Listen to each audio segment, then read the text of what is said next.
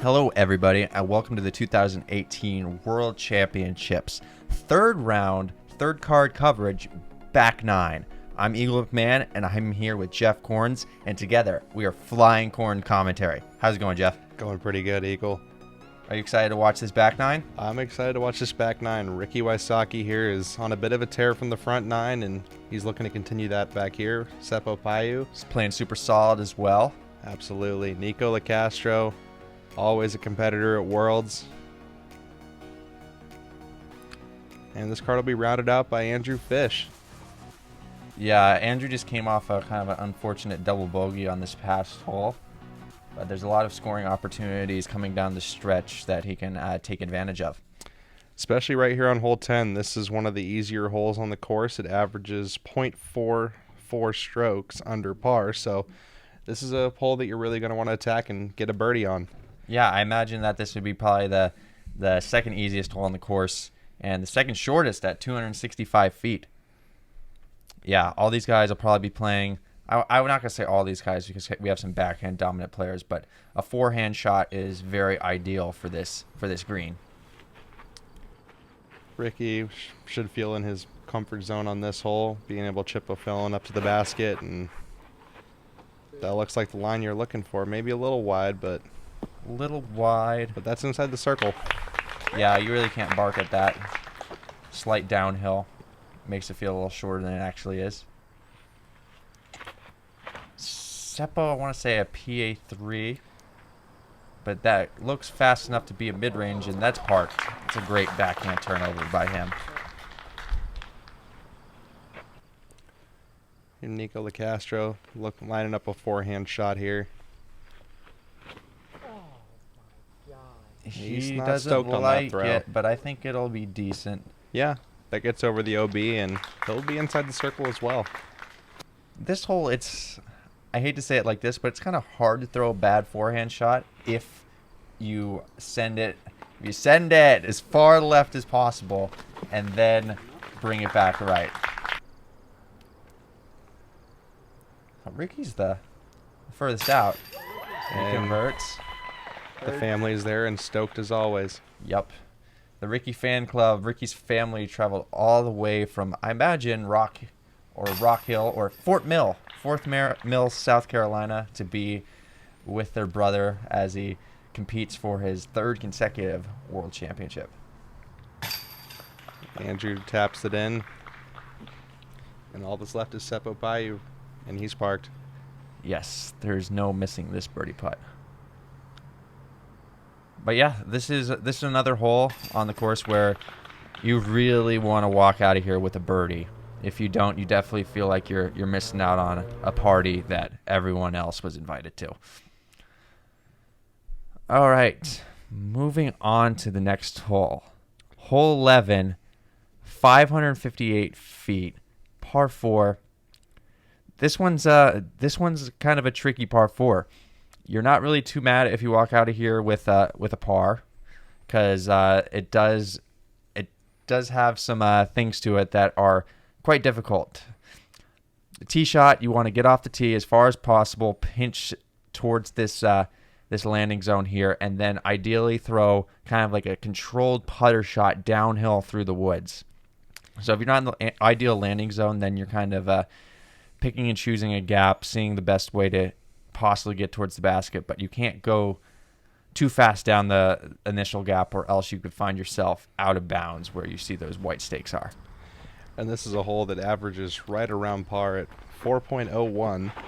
You're going to get a lot of people birdieing this, but bigger numbers are also available. If you leave it out early left and sneak out of bounds, you could be looking to make some up to a not very forgiving green.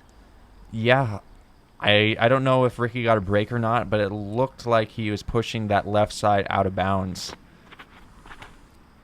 Seppo smashing one down the right side, asking for it to come back, and it's just going to be a little too long, but wow, that almost snuck up to where the green starts. Wow, that's a great shot that found itself out of bounds. But you just gotta limit your power sometimes. Nico says he finally hits a fairway, and he's right in the center. There's not too much to miss in this fairway besides that one tree, and you're just hoping to set yourself up well. That looks pretty good. Held a good straight line. Coming a little bit close to the left side, but really nothing to worry about. Looks like by that orange flag that might be where Ricky snuck OB. So, wow, I think Ricky threw a dagger on his approach, because if you look at the video, it looks like he's holding a deep dish pizza pan in his hand. So, definitely a dagger. Oh, whoa! Wow. Could there's OB on the right side, so this is getting flirty, but... Oh, okay. That didn't get as cool as a roll. Cool as a roll that I might like, but actually probably hurt him. He's kind of pinched off on the right side. This green does have a good downhill slope, and there's OB deep of the green you have to be wary of, too. If you leave it too high, and it could glide out the back, and that's something you don't want to have to do either. So Nico had a great drive, but this approach is very technical. You want to do, I think, exactly what he did. It looked really good from this perspective, but we're going to have to see where it landed when we get down there. Oh, and Seppo threw it so far, and that's a great approach from where he's at. That just stuck by Nico's disc as well, so they'll be both inside the circle looking for their birdie. Or Seppo's hoping to save par here, I guess. Yeah. Be a great par. Oh, Rick. Wow. He's not going to be thrilled about this hole after his hot start.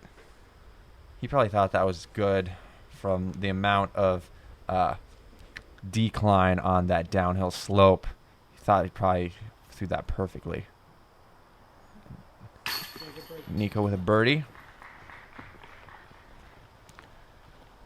Seppo with a very good opportunity to save his par. It's not too often that you see people save their par once they go out of bounds. Great par by him. Then Andrew tapping in his par. Ricky for par as well. Or that's a bogey for Rick sneaking. Oh yeah, early. I guess yeah. His first shot was out of bounds. So that adds salt to the wound for not making that putt. Okay, moving on. We have hole 12, 643 feet, par 4. We have kind of an island landing zone. You have OB all around. And the ideal shot is to kind of push a straight backhand hyzer that has a little bit of finish left to get as close to the out of bounds as you feel comfortable with, and then attack over this out of bounds area into another island, which is all safe, and have a look at your birdie. This is a course that we didn't see too many birdies on. Only about 14% of the field birdied this hole, but looks like some big numbers as well. But walking away with a par here is a-okay. 60% of the field's going to take a par here. And it's very demanding too, because you want to get left off the pad, because if you're right, then you're dealing with that wall of trees on the right side, which kind of forces you have to throw a little bit more anhyzer on your second shot than you may like. So keeping it left kind of opens up the hyzer or more easily accessible straight shot. Andrew throwing a force, just taking a wide sweeping hyzer. And he'll be high on that left side. He should have a good look at the next green up ahead. And this plays really far. Even when you get to that landing zone, it's still it's a pretty big shot to the basket. Yeah, this hole doesn't quite play like 640 feet. It's probably closer to playing like 720 or so. Absolutely.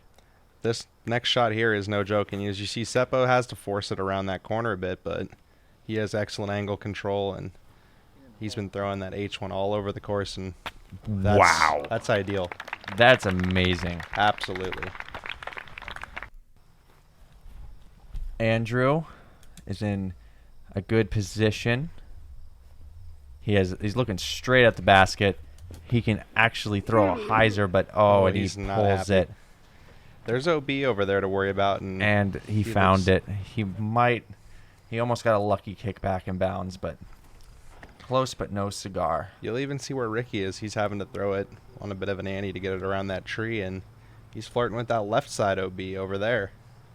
Yeah, He's safe. throwing that kind of long range flex shot is very difficult to know the disc well enough, but also know your power to count on it coming back at the end. And if there's a player who's good at forcing stable discs over to get that line, it's Nico, and he shows it pretty well there. Absolutely.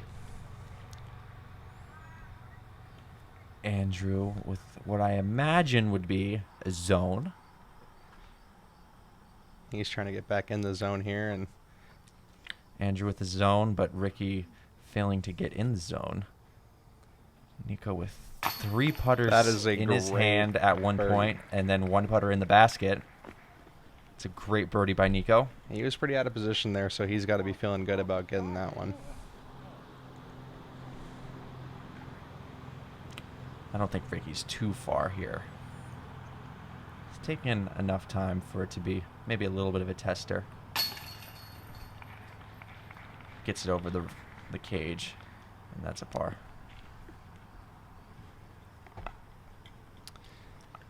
Andrew. Probably about 20 feet or so. Puts it in there. Yep, he's refocused after that OB, and Let's just take a second to appreciate Seppo's. oh, Seppo. Oh no! After that fantastic We upshot. can still appreciate his upshot because that was amazing. Wow! So Nico with the only birdie on hole 12. He'll be teeing first going into hole 13.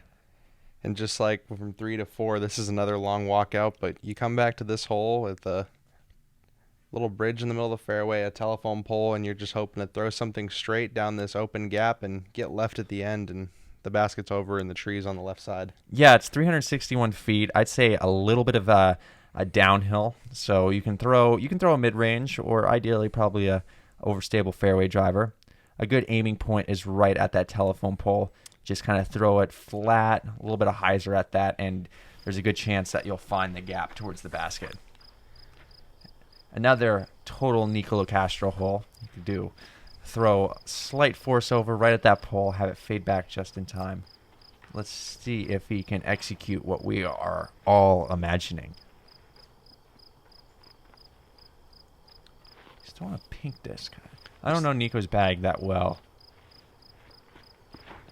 He throws a bit of a mixed bag, but Oh yeah, that's pretty ideal what you're looking for. Hopefully that gets a little roll and that's a little short. just outside the circle, but he'll have a look from there.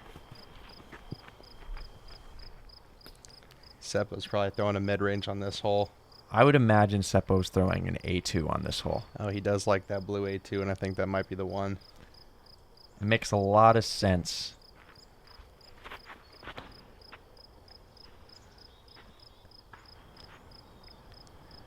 That does make a lot of sense. That's a money shot right there. All the sense. You might even have dollars on that one. He might. Ricky looks like he's going to that triple X again. Hoping for a big skip, and he'll be inside the circle. Yeah. It's a good shot.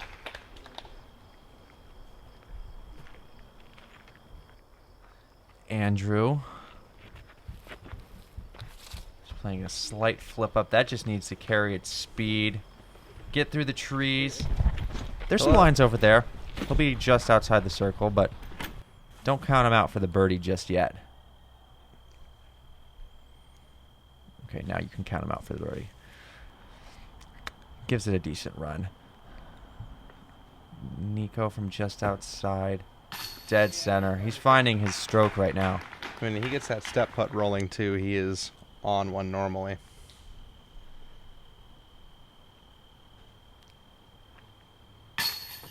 Wow, that is Ricky, yeah, that's a little left side, a but little bit left side.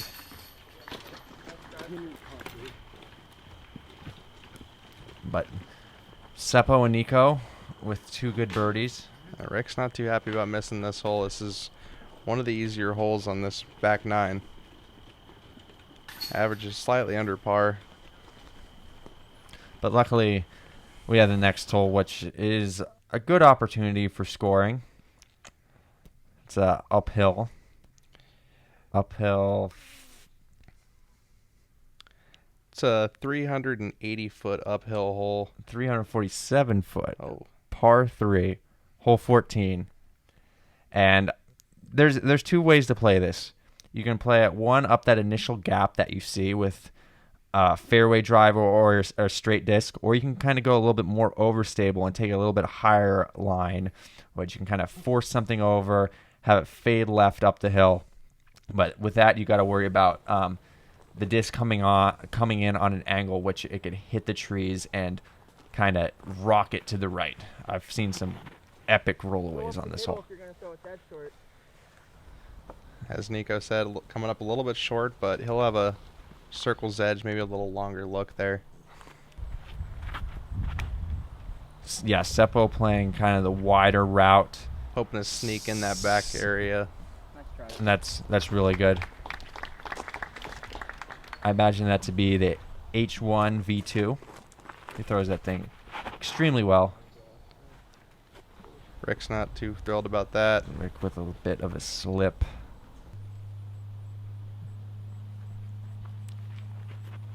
Andrew trying to play the straight up the gut shot. He's going to find himself a little bit left. Maybe a bit of a run. Oh, and he tickled some chains. That's a good run by Andrew from where he was at. Nico from just outside. Just sit down. No. You can get that little bit of roll on this side. He'll have a putt to work for his par, but... And the wind's gusting. That's very frustrating. When you step up to this hole, you're really thinking about a birdie, and a bogey is the last thing you want. Seppo converts a nice birdie on this hole. Yeah, he's getting a stroke on the entire card with that one.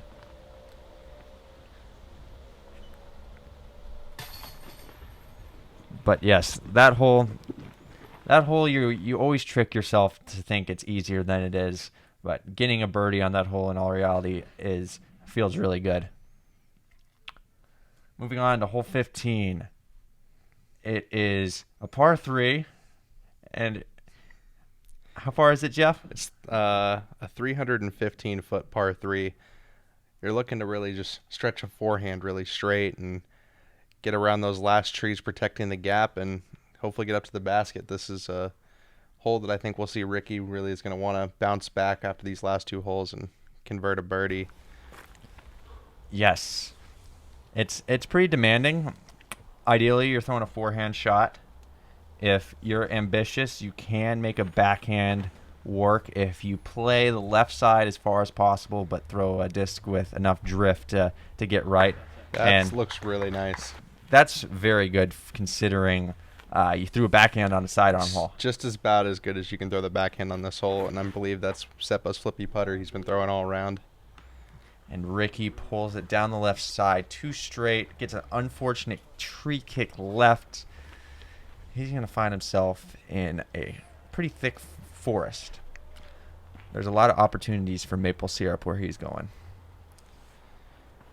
Andrew Fish is going back to that Comet and just drifting it down that left side. That looks a little too turned early, but he might get through.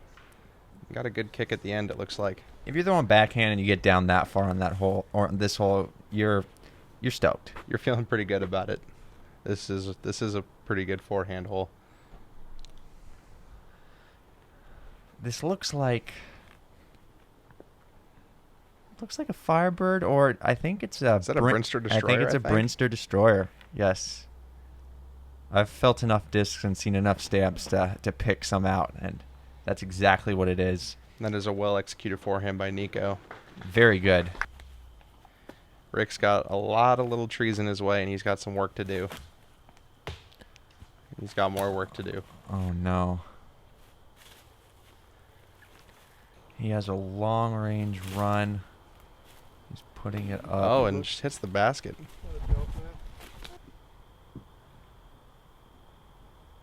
Andrew from just outside pulls it a little bit right.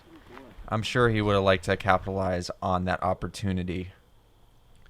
And this is an outstanding drive for throwing a backhand on this hole. See if Seppo can convert. It's a great 2 right there. Definitely. This is a hole that's as short as it is. It averages over par, but just slightly. So this is when he's picking up strokes on the field. Yeah, it's very difficult if you hit early to scramble, because just the way the fairway shapes, and it is a newer hole, so a lot of the rough hasn't been broken in as much as other holes, so scrambling becomes very difficult.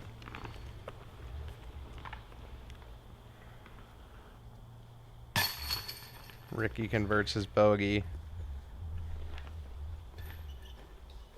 Yeah, Rick on the past couple holes has been a little shaky and a little bit unhappy with how he's playing. I mean, it is stressful out there. He wants to play well. He's competing for the biggest title in the game. All right, we have hole 16, 643 feet, par 4, ultra demanding. You're throwing a straight shot down a corridor of trees out to what would be the perfect landing zone, that tee pad. I'm pretty sure it's an am pad of sorts. You're going over out of bounds area, out into the open field, and then you have your basket. So getting a good tee shot on this is very critical, because if you end up too short on the fairway, then you probably want to lay up to the mouth, because there's OB separating the two fairways, the wooded and open. Yeah, you're really hoping to just be in a good position, and if you're not, finding that good position again. And as we'll see, this is another one of the newer holes on the course, so it's a little rough, not very broken in, so players might struggle with footing as well, even if they are in a good position with some bigger roots and rocks in the fairway. And I think that's a pretty good spot. Left side is better on this for the attack, because it opens up the hyzer. Really, the closer you can throw to that am pad up ahead, the better you can be. Nico's in a good position for a force over. Fish is just smoothing one up the center, and with a good skip, he'll be in a great position, hopefully. That's good. He'll have to think what his play is on that, since it's kind of going to be a little bit pinched off. Rick, if he skips, that's right behind the am pad there. That is ideal landing position. It's very good. Nico comfortable with the force over. Looks like he's banging a right, though. Over two. No, that's good. And just tucks in the circle. From where he was, that is a really good shot. It's a lot longer than it really looks right here. You have to really rip a good shot. Andrew hanging it out left. There's no beeline over on that left side, but I don't think he got far enough to find it. Yeah, it doesn't really come into play. Seppo almost looks like he's throwing from the am pad. Yeah, I think he's going to leave it a little short. Yeah, it looks like you went mid-range on this hole, which is honestly really hard to do. You have to really throw both shots very hard if you want to get there with two mid-ranges. And Ricky's throwing this up shot really nicely. And he'll just hit the wood for a nice look at birdie. That was very nice.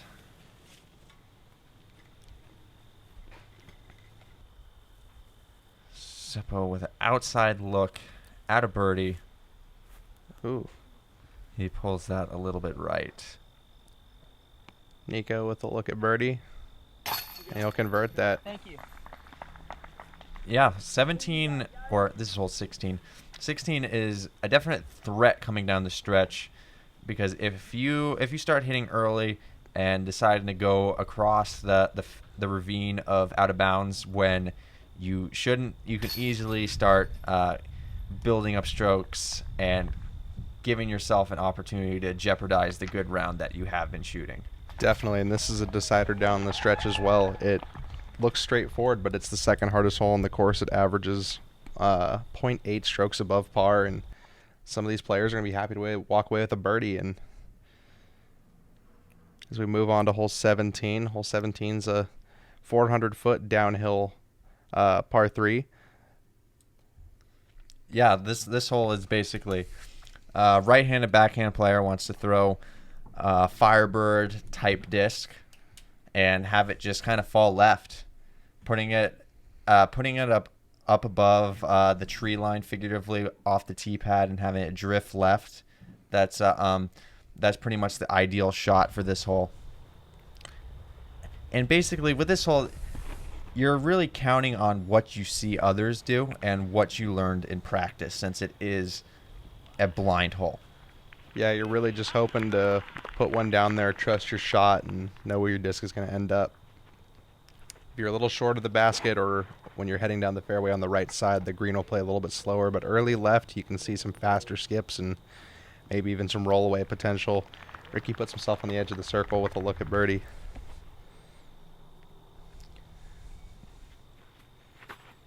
Seppo going with a little bit higher, more spike Hoping version for that of the to shot. sit. And that's just safe. He'll have a look, but when he walks up there, he'll just be happy to be in bounds. Andrew Fish is going a little bit lower, getting a wide line at it, and A little comes lower, a back in little more bounds. glide.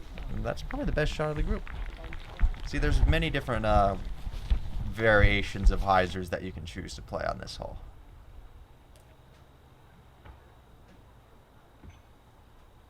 That's a fantastic putt from Seppo from outside the circle. Absolutely. That'll get his score up.